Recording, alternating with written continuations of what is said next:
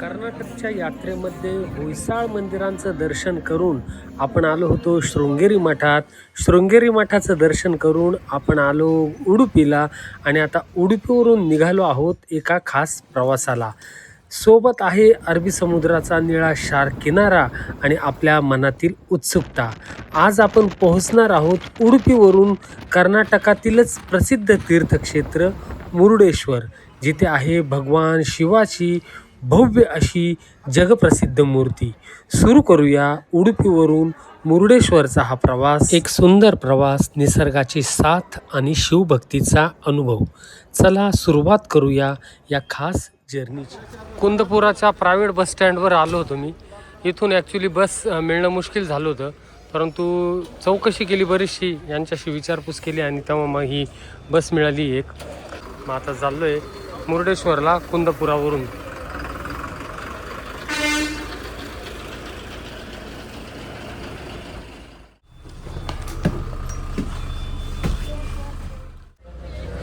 तर जवळपास 70 किलोमीटरचं अंतर आहे मुरुडेश्वरचं इथून कुंदपुराच्या बसस्टँडवरून. आणि 3:57 म्हणजे 4 वाजता आपली बस आता इथून निघालेली आहे.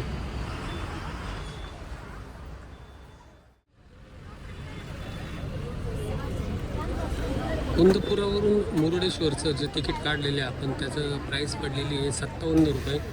आणि आपण उडुपीवरून कुंदपुराला आलो होतो ते 60 रुपयामध्ये. अशा रीतीने जवळपास 120 रुपयामध्ये आपण उडुपीवरून मुरुडेश्वरपर्यंत जातो आहे. आता 2 तासाचा हा प्रवास राहणार आहे. 6 वाजता आपली बस पोचल मुरुडेश्वरला.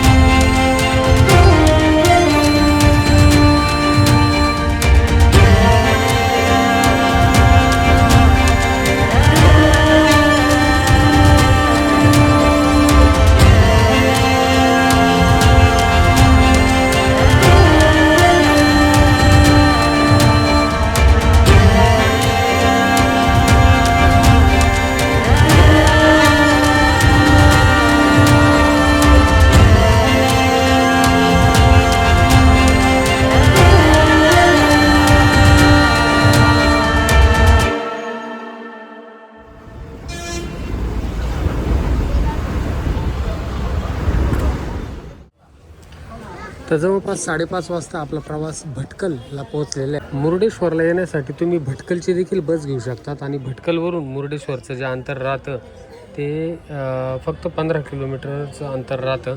आणि मग भटकलपासून तुम्हाला कंटिन्यू मुरुडेश्वरच्या बसेस ह्या मिळतच असतात.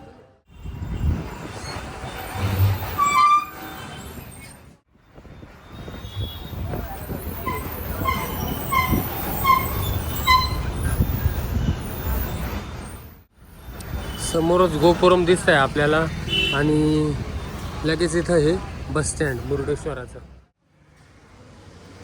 तर 6:30 वाजता आपण आता मुरुडेश्वरच्या बसस्टँडवरून निघालेलो आहे मुरुडेश्वरचं टूर करण्यासाठी. कारण की लवकर निघालो आपण. 8 वाजता मंदिर बंद होऊन जातं आणि मुरुडेश्वराचं छोटंसं बसस्टँड हे आणि जवळच आपलं मुरुडेश्वराचं मंदिर आहे. तर सकाळी आपण सुरुवात केली होती उडुपीवरून. उडुपीचं पूर्ण दर्शन केलं. उडुपीचं दर्शन करून आपण उडुपीवरून भटकलला आलो. भटकलवरून मग मुरुडेश्वरला आलो. तर भरपूर प्रवास झालेला आहे बसचा आजचा. आणि आता मी तुम्हाला मुरुडेश्वराची माहिती देतो संपूर्ण. आणि मी कुठं रूम घेतला, किती बजेटमध्ये घेतला, ते संपूर्ण मी व्हिडिओच्या एंडला सांगतो. आता रूममधून बाहेर पडताच बसस्टँड तुम्हाला मी दाखवलंच. आता बाहेर पडताच आपल्याला मोठं गोपुरम दिसतं. आपण पटकन तिकडं जाऊ. गोपुरमकडे जातानाच दोन्ही बाजूने आपल्याला दुकानं दिसतील. आणि गोपुरमकडे जाताना तुम्हाला काय काय सुविधा उपलब्ध होतात, तुमचं लगेज, लॉजेस, रूम्स, जेवणाचं संपूर्ण माहिती या व्हिडिओत देतो मी.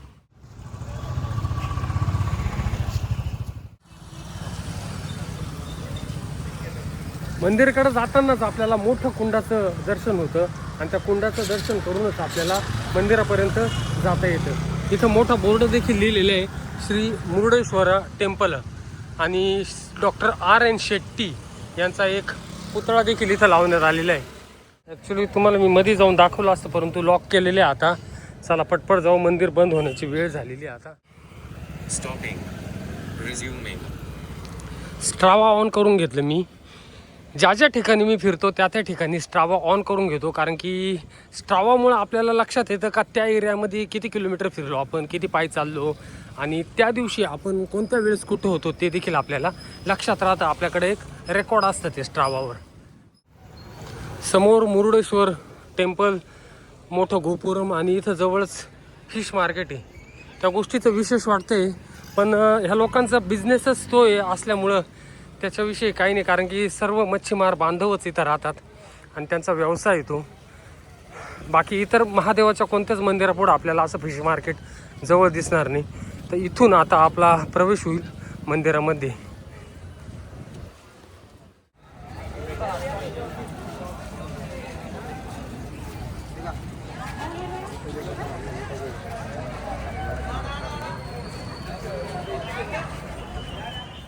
गेटमधून तुम्ही आधी पाहिलंच असेल का कोणता ड्रेस कोड इथं राहतो.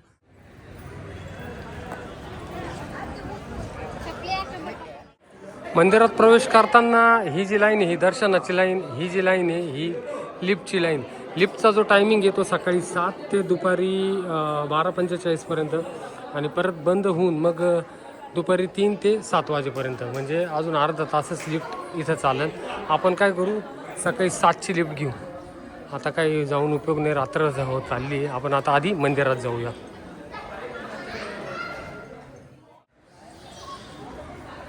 ड्रेस कोडचं प्रत्येक ठिकाणी लिहिलेलं आहे.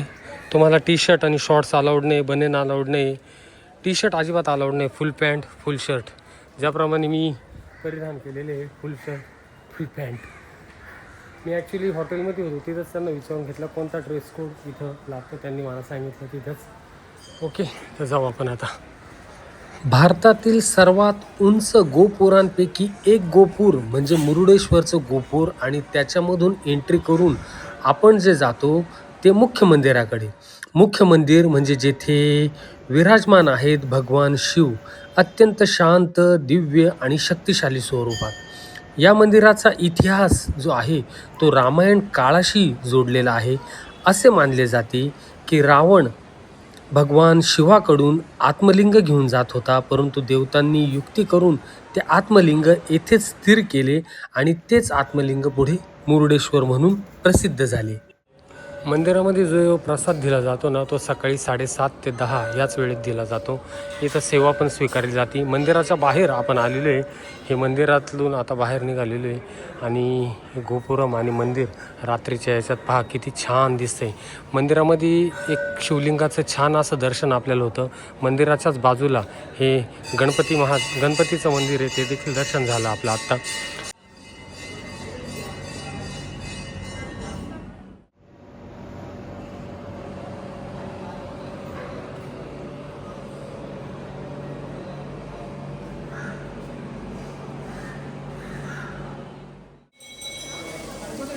संपूर्ण मंदिराचं दर्शन घेऊन इतका जोरात पाऊस इथं आता चालू झाला होता, त्याच्यामुळे मंदिरात बराच वेळ बसलो मी, बराच वेळ थांबलो. आणि हे जे लाईटिंग केलेलं आहे ना, हे पार्वती मातेचं मंदिर आहे. फार छान असं मंदिर आहे. आजचा नवरात्रीचा रंग आहे निळा, आणि मग निळंच वस्त्र परिधान केलेले आहे मातेला. अशा प्रकारे आपण आता दर्शन घेतलेले आहे ना, आता चाललेलं आहे खाली.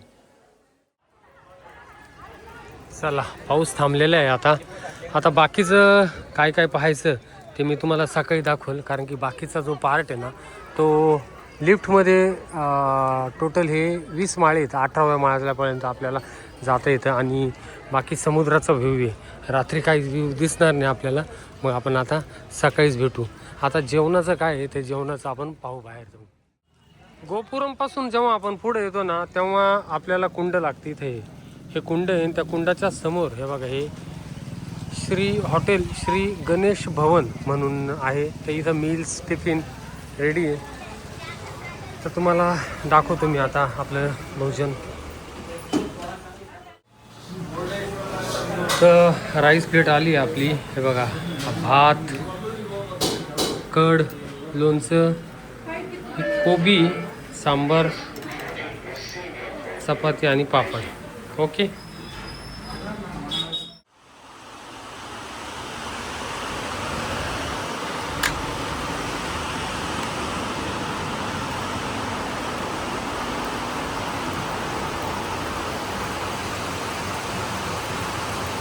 सुप्रभात.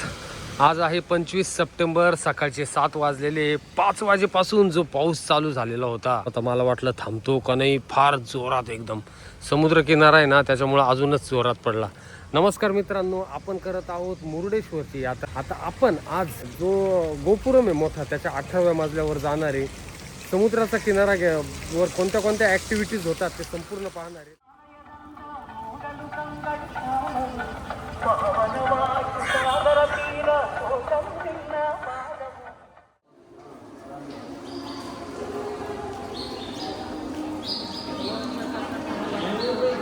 राजगोपुरमची लिफ्टचं एंट्रन्सचं जे तिकीट आहे ते 20 रुपये आहे आणि इथूनच आपण लिफ्टचं तिकीट घेऊ शकतो. लिफ्टचा जो टायमिंग आहे तो सकाळी 7 ते 12:45 आणि दुपारी 3 ते 7 आणि ओन्ली कॅश इथं आपण तिकीट घेऊ शकतो.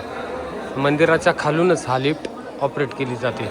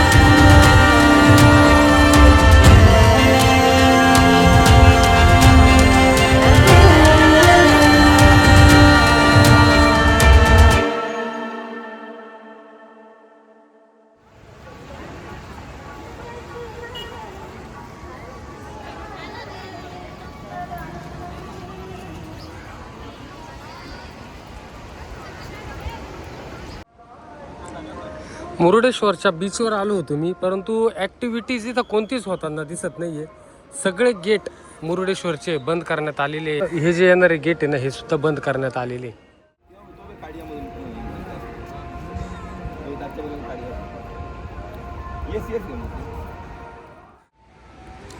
समुद्राकडे जाणारे सर्व मार्ग बंद करण्यात आलेले आहे, परंतु एका मार्केटमधल्या मार्गाने मी मध्ये आलो. बराचसा कचरा इथं दिसतोय मला मुरुडेश्वरच्या या बीचवर इतरत्र सर्वत्र पसरलेला. आणि कारण की पावसामुळं सगळ्याच ॲक्टिव्हिटी बंद ठेवण्यात आलेल्या आहे. आणि मग आता इथून ह्या मार्केटच्या बाहेरून आपण चाललो आहे आता कुमटाकडे, मुरुडेश्वरच्या बसस्टँडकडे. मुरुडेश्वरमध्ये मी जे थांबलो होतो ती ही डॉर्मेटरी इथे, आणि इथंच काल मी थांबलेलो होतो. तुम्हाला रूम दाखवून देतो मी, कसा होता माझा मुरुडेश्वरमधला रूम. हे बघा, सिंगल रूम आहे, बजेट रूम आहे. जर सोलो असाल तर बसस्टँडजवळचा हा रूम नक्की प्रेफर करेल मी. आणि टॉयलेट बाथरूम आहे तिथं. डॉर्मेटरीमध्ये आपण जर राहिलो तर 300 रुपये आपल्याला द्यावेच लागतात, परंतु इथं कमी बजेटमध्ये आपला हा संपूर्ण स्टे आजचा राहिला नाही.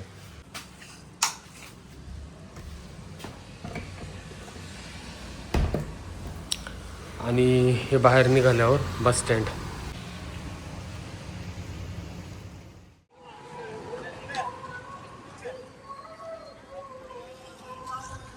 तर मित्रांनो, अशा रीतीने या व्हिडिओमध्ये मी तुम्हाला मुरुडेश्वरपर्यंत कसं यायचं, मुरुडेश्वरमध्ये राहण्याचं ठिकाणं, मुरुडेश्वरमध्ये जेवण, दर्शन सर्व दाखवण्याचा प्रयत्न केला. समुद्रावरच्या ॲक्टिव्हिटी देखील दाखवल्या असत्या, परंतु पावसामुळं त्या बंद ठेवण्यात आलेल्या आहे. आता मुरुडेश्वरचा व्हिडिओ पाहून तुम्हाला आवडला असेल, काहीतरी माहिती मिळाली असं वाटलं असेल तर नक्की चॅनलला लाईक करा आणि आपल्या व्हिडिओ जास्तीत जास्त शेअर करा. धन्यवाद. हर हर महादेव.